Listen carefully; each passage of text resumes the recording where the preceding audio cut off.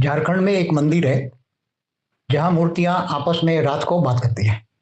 तो मंदिर में जो भी मूर्तियां हैं वो मूर्तियां आपस में बात करती हैं। तो झारखंड में है ऐसा मंदिर।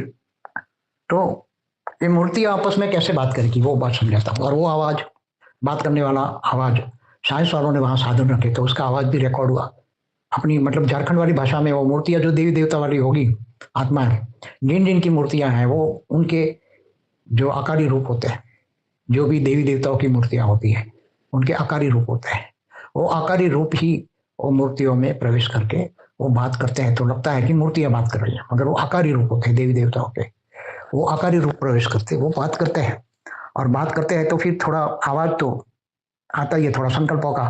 तो साइंस वालों के पास जो साधन है वो संकल्पों की भाषा का रिकॉर्डिंग है, वो उनमें आता है। मगर वो भाषा उनकी देवी देवताओं की अलग भाषा होती है। सभी की 33 कोटि देवी देवता जहाँ है उनकी भाषा सबकी अलग अलग होती है, एक भाषा नहीं होती। कि झारखंड वाले भी देवी देवता वाले होंगे तो झारखंड वाली भाषा होगी ऐसा जरूरी नहीं है।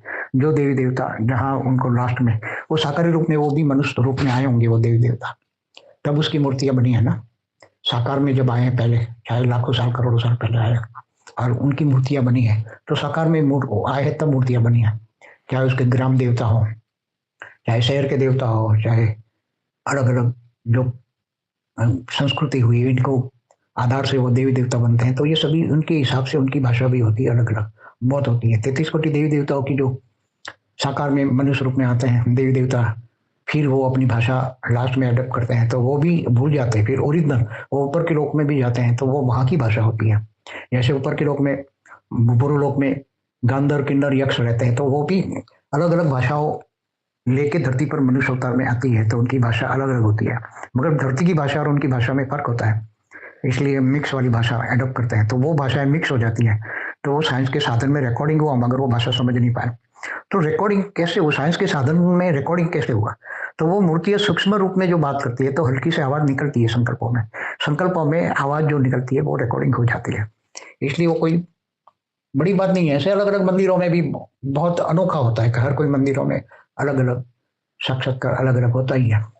तो ये सभी बातें, जैसे कृष्ण के मंदिर में जो गोकुल में कृष्ण का मंदिर है उसमें जो कृष्ण के गोप गोपियां रात में आते हैं और वहाँ रासलीला करते हैं, तो वो लोग कोई देख ले उसको तो फिर वो पागल हो जाता है, देख नहीं सकता। उसके पास ऊपर से लोग से आते हैं तो उसके पास दिव्य स्वरूप होता है, तो दिव्य स्वरूप देखने की शक्ति तो मिल जाती है वहाँ वायुमंडल में है तो, मगर देखने के बाद पागल हो जाता है या तो अपनी मेमोरी लॉस हो जाती है उसको। तो ये देवी देवताओं की बातें बहुत बहुत अलौकिक बातें होती है, साधारण बातें नहीं होती और साइंस के साधन प्रूफ नहीं कर सकते उसको।